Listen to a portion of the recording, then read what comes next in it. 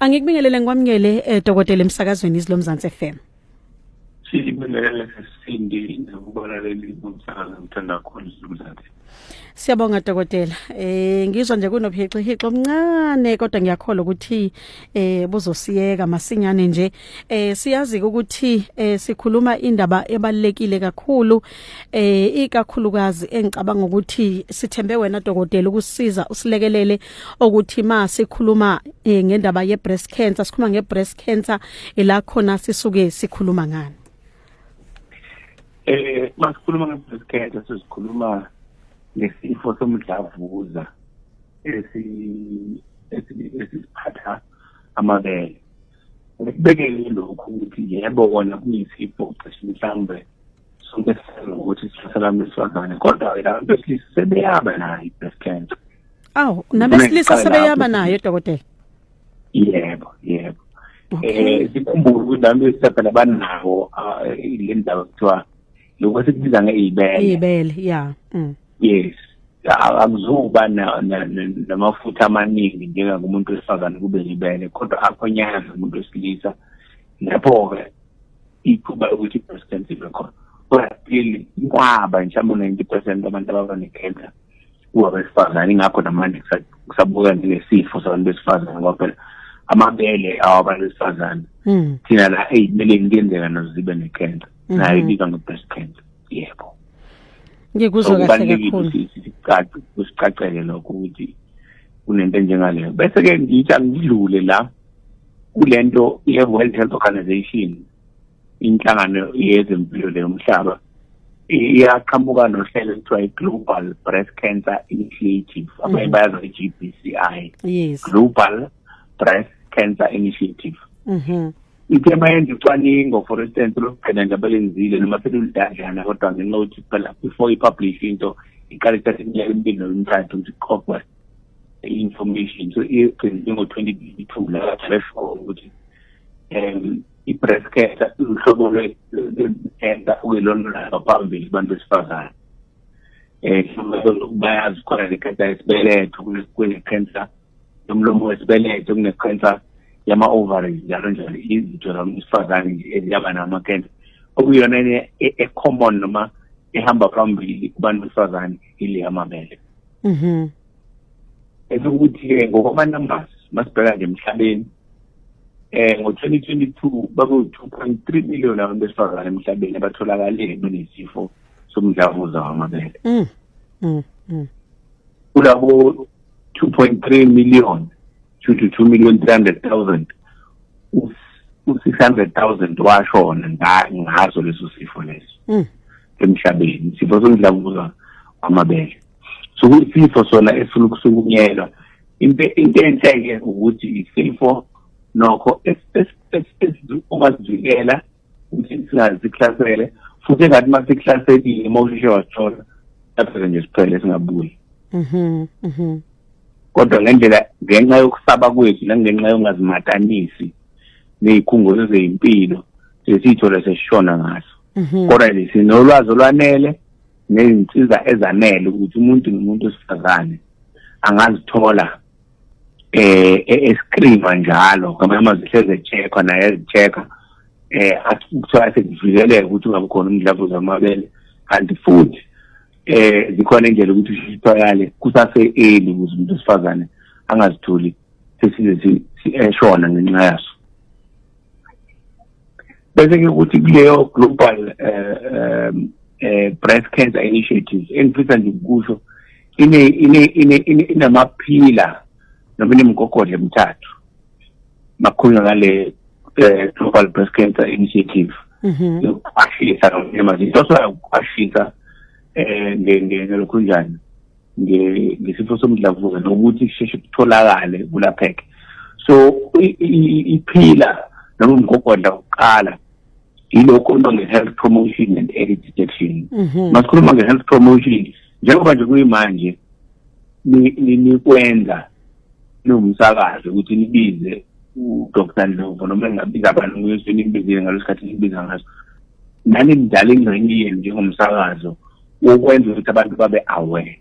So umsebenzi omkhulu enwenzayo kuse nenza umsebenzi vele onqonywe noma recommendwe inhlangano yezizwe futhi nani nikulowo muqa lowo nelithi health promotion bese ukuthi early detection ukuthi kusheshe kutholakale mawuthi ibisathi saqala le cancer umgogodla uqala lo ukuthi abantu bafundiswe ngayo baqwashiswe ngayo bese isheshe itholakala bese iphila esibili nomgogodla wesibili ukuthi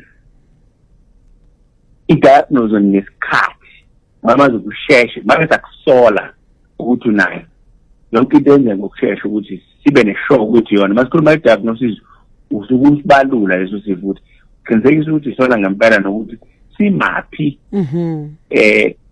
ngigaba ezihlukene leso sifo so iphila esibili leyo i-timely diagnosis kwenze konke ngesikhathi nangokushesha ukuthi sibonakala ukuthi sikhona ngempela isona nokuthi sikangakanani bese ukuthi umgogodla wesithathu noma uphila number 3 kuba ukuthi kufanele umuntu athole ukwelapha lapho ngithawe igama lezulu engeze ngikwazi but comprehensive angisho kanjani lelithi comprehensive treatment ukuthi ukulahla kuzo zonke izindlela efanele lahle zona ngoba lo muntu mawulapha ulaphi nje ukuthi nali iphilisi thatha la kufanele uqale umbheke ukuthi lento omtshele yona engqondweni yakhe imphathe kanjani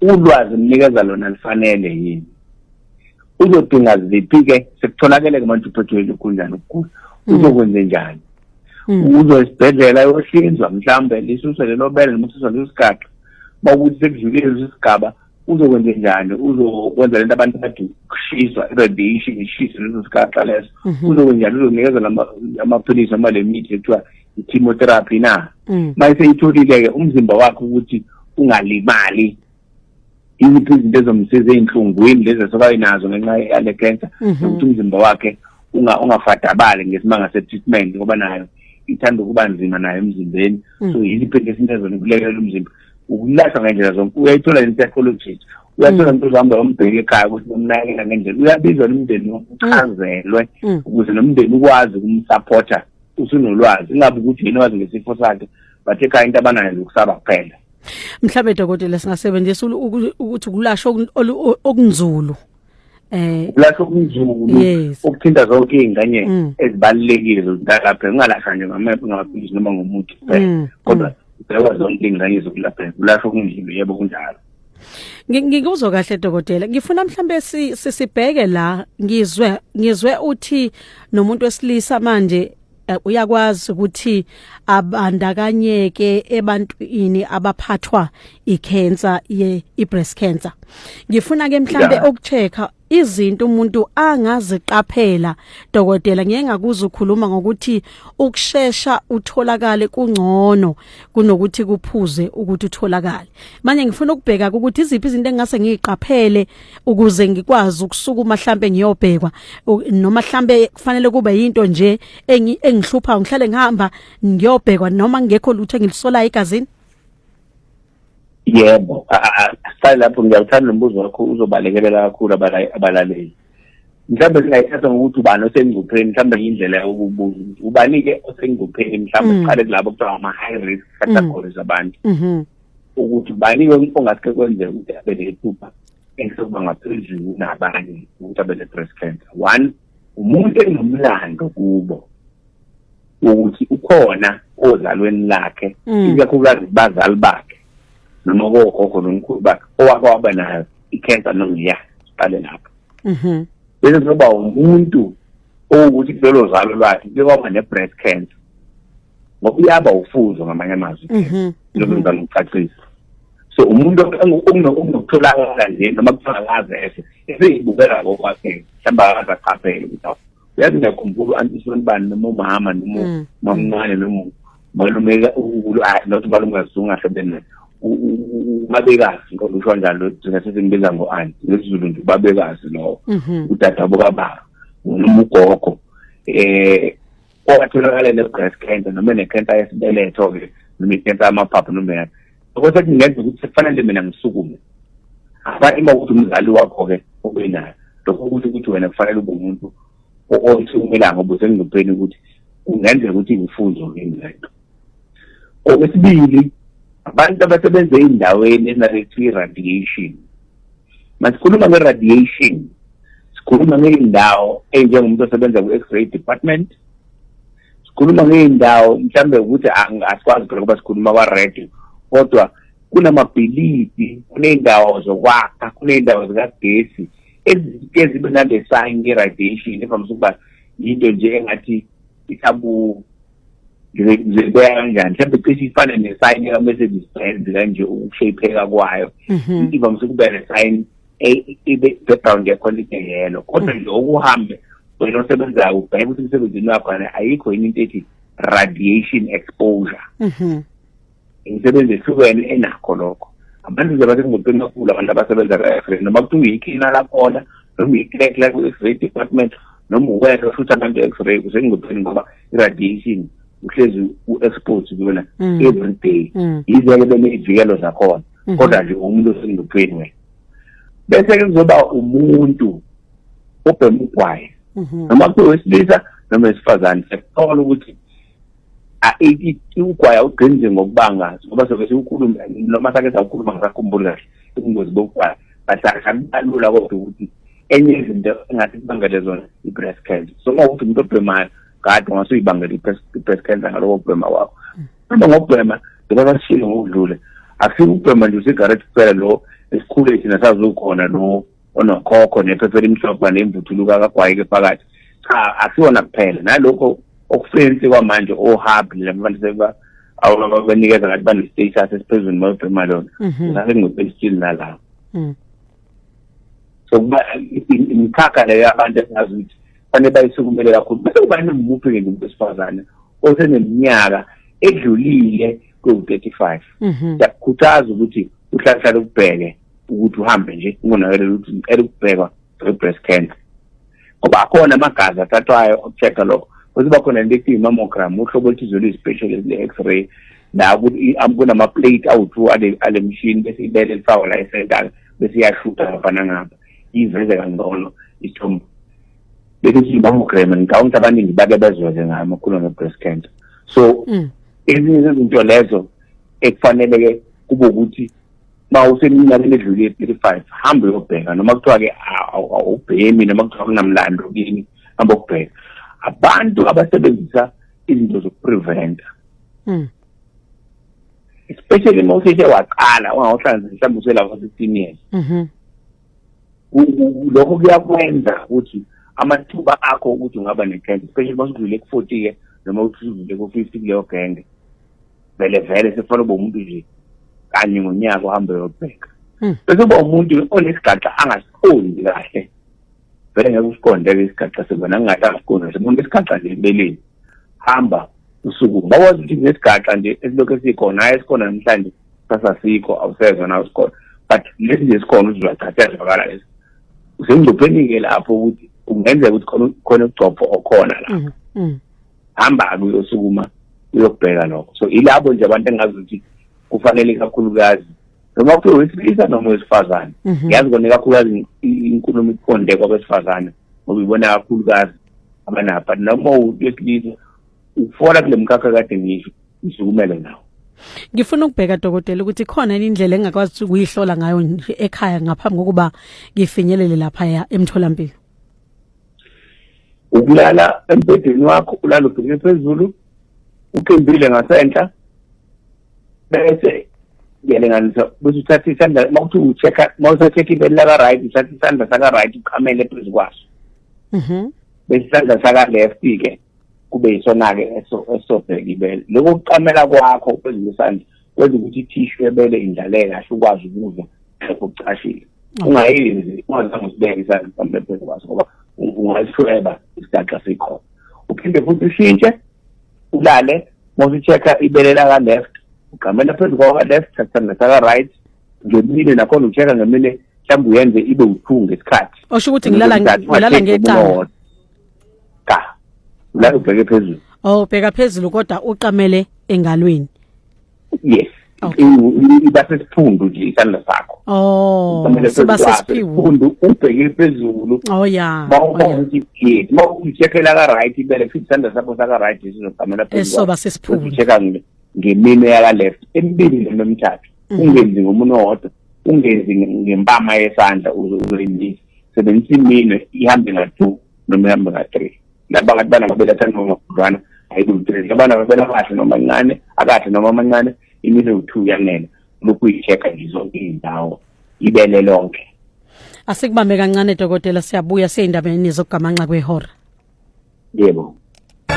Webele uyasithatha uyasibeka ukuthi singakwazi kanjani ukuyibhekela uma uyihlolela sisekhaya. Uthi ke ungakwazi ukuthi ubeke isandla sakhe esiphundu ubheke phezulu mawukuthi uhlola ibele la left ubeke isandla sakho saka left bese isandla sakho saka right kuba isona ke ngemino yakho emibili noma emithathu ohambisa ngayo isandla.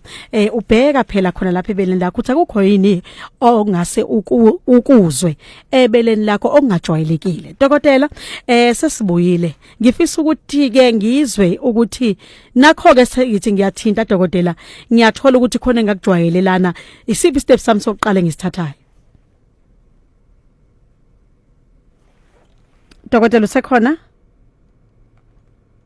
Yebo ngisasekhona. All right dokotela.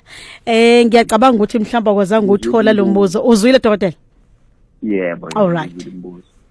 Into nje ebalekile mhlawumbe ukuthi siqale siqedele izimpawu lezi ngoba besakhuluma nje ngolodwa kuyisikhathi khona izimpawu nanokuthi futhi mawuqeda ubheke igaxa la ebeleni uyakwazi futhi ukuthi uphinde ubheke udlulele nasekhwapheni ngoba kuyenzeka ubena lekuthiwa ama-glands uthi seyispreadile i-cancer mhlawumbe kulabo osuke sebenayo yaze yafika ekhwapheni lapho khona ama-lymph nodes. So ucheck ibele ucheck nephaka kulelo side sokuchecka kulona ufundo bathi uchaza so ngikuchecka kokubili.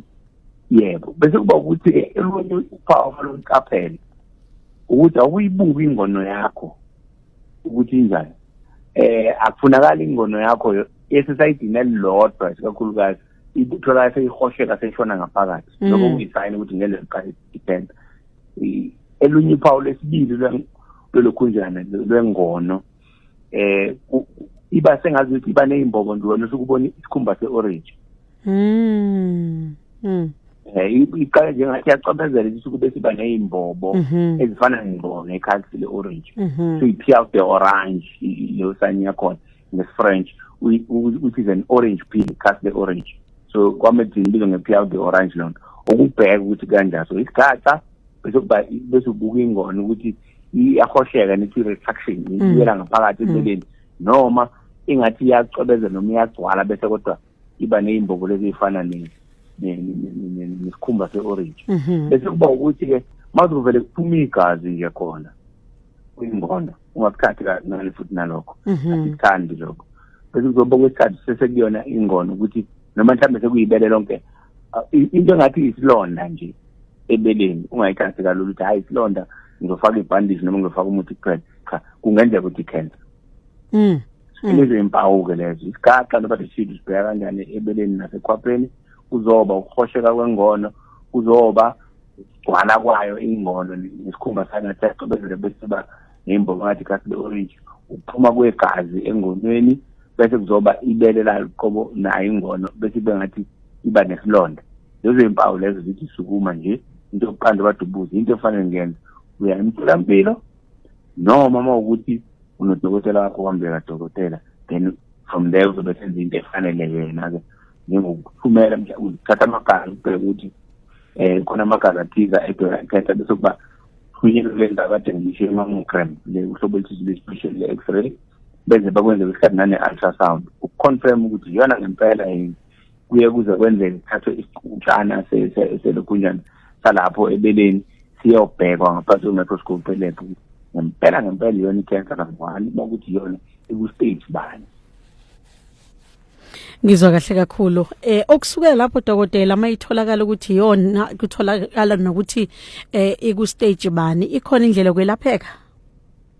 Yebo bathi sifike ukuthi kune-stage ehlukene noma kungenza ngikuhluphe kakhulu ngemininingwane kodwa lezi stage ezisencane kakhulukazi labo stage 1 isuke ingalapheka. Ama-options lapho kube ukuthi kuzosuswa leso sigaxa kumbe kususwe lonke lelo bele. Enye option yesibili ile ukuthi kwenze lento esithi radiation labathi abantu ukushiswa kwaleyo ndawo leyo eyicancer. Option yesithathu amaphilisi noma imithi le chemotherapy le wena uyiphuzayo bese iya lapha ebeleni bese iyadestroya ke lawo ma-cancer cells. Izona indlela ezintathu zokuyilapha lezo. Yebo.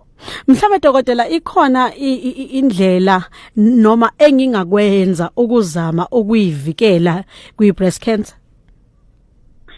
Into ukuyivikela ukuzila wonke ukubona ukuthi one zicheck wena regularly, even for every quarter and recheck. Lokho kuyakwenza ukuthi nayithi yaqala sesiyibamba uhamba emtholampilo noma uyodokotela akwenzela ama-screening test ebengikuza ngawo. Uvumelekile ukufika nje angikho ngicela wena dokotela noma wena sister ungithethe wena mhlawumbe noma ngichekile but angekho confident ukuthi ngicheke kahle nesebenzini yenziwa lokho bese bayibona ngalawo mammogram abenziwa especially abantu abaku-8 esithi ukudlula ngaphezulwana mhlawumbe like abantu sekuthazi mawusudlule ku-50 impela yenza mammogram angiphatheki mawusudlule ku-50 sekuyinto nje yaminyaka wonke la ukuthi asiyibheke bese kuba ukugada-ke lezi zinto ezifana nokubhema ukuthi ngeke phela ukwenza izinto imkhuba nje njengobhema ugwayi ezokwenza uqinisile ne-cancer. Engibeke ngqopheni. Mawusebenza endaweni mawusebenza endaweni ene-radiation noma uthi uyahamba ujwayele ukudlula lapha mawusawusebenzi khona kodwa ileyo ndawo igwema leyo ndawo noma ufake izivikelo zakhona emsebenzini makuthiwa faka lethiwa ama-PPE. Abantu abaningi bayashona ngoba uyayibona ngathi ujene uweak uma ngabe efaka zonke izivikelo zikhawu ukuvikela impilo yakho. Kubalulekile ukuthi ukubheke lokho. Noku-avoida kuhamba uthatha izinto eziyi-treatment ongazazi zingahlolanga ukuyidayisela abantu emakhoneni noma kuthiwa ezesilungu noma kuthiwa ezesintu ngoba ezinye zazo ezesiyithatha azinamakhemikhali engozi abangenani i-cancer ukuthi ukubuka kunozithatha. So kubalulekile lokho. Ngizwa kahle kakhulu, siyabonga dokotela. Ngenxa yesikhathi sethu asikwazi ukuthatha imibuzo yabalaleli. Kodwa ngiyafisa dokotela usishiye inombolo zakho zocingo umlaleli ofisa ukuthi aqhubeka abuze ukuthi akwazi ukuthi akuthole. Nangonjalo ngizwile ukuthi lapha ya ku YouTube channel nikhona futhi niyatholakala. Ngiyocela futhi uphinde usinikeze kakhulukazi incazelo kafushane nangalokho. Yebo, kwinamba ucingo siqale khona nje u031 940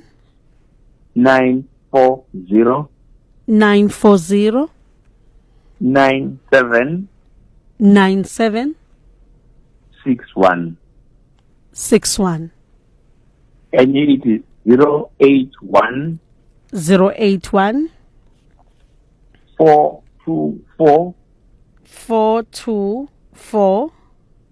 19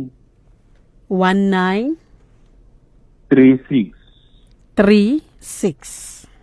Yebo, ku-YouTube channel into eteke njengoba sesithi mawule sibili sibe nani lana siyayirekhoda lezo ingxoxo lezo siyifake ku-YouTube channel. So okungenzeka ukuthi usuke sesizoceda noma zimgejile namhlanje uyakwazi ukuthi ku-YouTube afika Dr. S. Ndlovu Medical Center. Dr. S. Ndlovu Medical Center. Uthola ama-video sesiwaloade lapho okunye nazi ingxoxo njengaleya namhlanje izohamba ngiyongena khona. Kanjalo sinayo-ke kodwa uzotypa Dr. S. Ndlovu Medical Center bese ethi breast cancer uzoyibona ivideo cishe iyi-hour echaza kabanzi ngalokho esikufundile namhlanje okuphathelene ne-breast cancer. Nezinye nje ihlobo kodwa kuloko breast cancer nje angayithola vele asinayo i-webinar la sasenze khona ivideo etholakala ku-YouTube. Siyabonga kakhulu dokotela. Sibonge nangesikhathi sakho sinikeze sona kumsakazo wezilomzansi. Siyabonga Nkosi Ndlovu. Ngibusise nawe dokotela.